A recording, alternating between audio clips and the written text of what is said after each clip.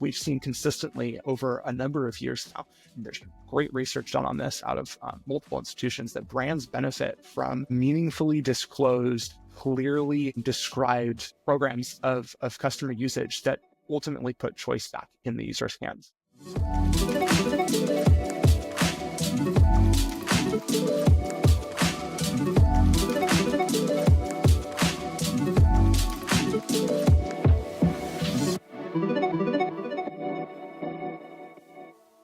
The death of third-party data. Is that a common thing in today's world? Oh yeah, that's the death of the third-party cookie has been coming for years. Now has the reports of its death been greatly exaggerated to paraphrase the quote? Like, yes, but this is a great subject to talk about because it is still super impactful. Yeah, absolutely. Well, okay, so first question, why are brands looking to decrease their reliance on third-party data, first of all?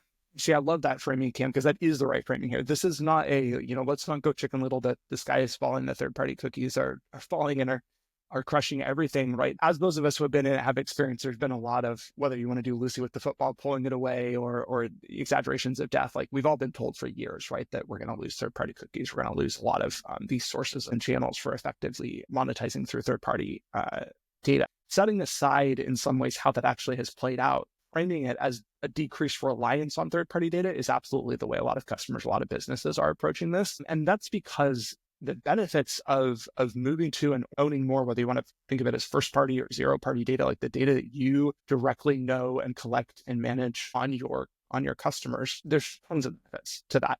And so you have a much stronger moat and a much stronger also set of protections around knowing the exact provenance of not having kind of supply chain integrity issues, if you want to put it that way, where you're less certain of the provenance of the data, how it was sourced, how consent was flowing through, how data transfers were handled. You have a much clearer lens into saying, like, look, at the end of the day, we are building and own and want to own impactful relationships with our users and our customers. And if we can increase the impact of our communications and campaigns and activities with them through owning the data that we use to talk to them and ensuring the compliance of that data ourselves in-house, that's a huge win for a lot of brands. It eliminates a lot of risk and fuzziness out of the picture. Yeah, and to your point, it kind of goes to that next question, customer trust.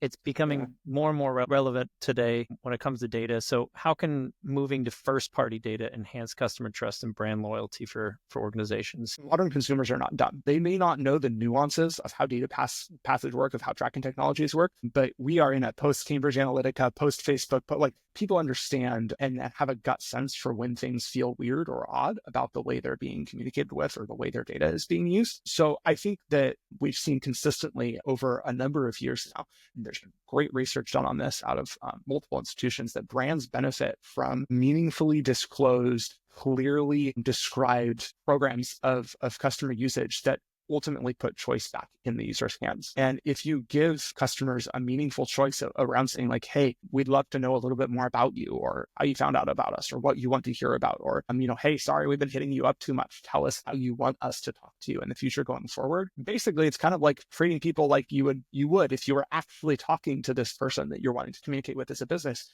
You can kind of get to that point of mutual respect. Now, of course, if we could just, sit down face to face and have a cup of coffee and talk to everyone about how they wanted to be marketed to, be a weird but interesting world. Obviously, that's not the world we're in. So it becomes a challenge for businesses of scale and process to say, how are we going to operationalize a program of meaningful disclosure, meaningful choice collection for each individual end user?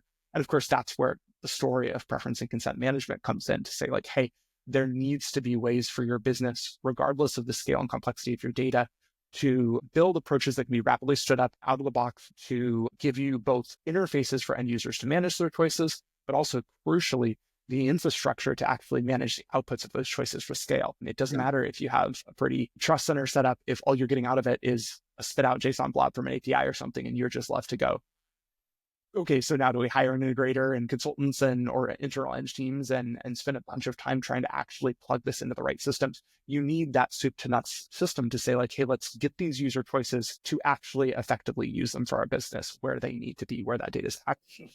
I like that. Lastly here, how can organizations effectively collect and utilize that first-party data to drive marketing efforts? So really, it kind of ties to that flow through I was just talking about. You have to think about this in terms of ins and outs, right? If you have your inputs, which are, think about all the places that your business engages with end users where they may have or be making choices that are impactful or useful as you look to better achieve personalization and better achieve relevant communications with them.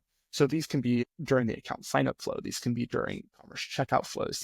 These can be on kind of just in time interstitials on the website as they're signing up for a newsletter. These can be in app and mobile apps as they're transacting or conducting some activity. And these can be at in-person touch points, point of sale systems, all the different places where your business has interactions. Those can create data that flows in. Call centers, another great one. If you have call centers or you're engaging in other channels with your users where they might be making choices or saying, hey, don't talk to me anymore. Or actually, it'd be great if you could follow up about this topic. You want all that data from the inside flowing in to a centralized, auditable, compliant store where it can be reconciled across identities and it can be streamlined with auditable transaction level logs for who the user was and what choices they made. And then you have to think about the outputs. So once you get that data and you're collecting now this valuable, super important set of information about your users, how do you actually get it into your business's hands to be impactful? And so that's getting it out into those connected systems that we were talking about. So having something that can orchestrate and automate saying, hey, this data from this user associated with this identifier that came from this channel needs to flow through into this marketing automation system, or needs to land in a campaign segment in this piece of our ad tech stack, or needs to flow through, to our CDP so it can be used for segmentation purposes. So the logic of orchestrating that and making that pass through, if you can do that, whether that's a system that you've managed to homegrow and maintain, whether that's a platform that you've bought and implemented like Transcend, but getting to that effective story is how you really dial up the impact of first party data to really kind of take your growth and revenue objectives to the next level.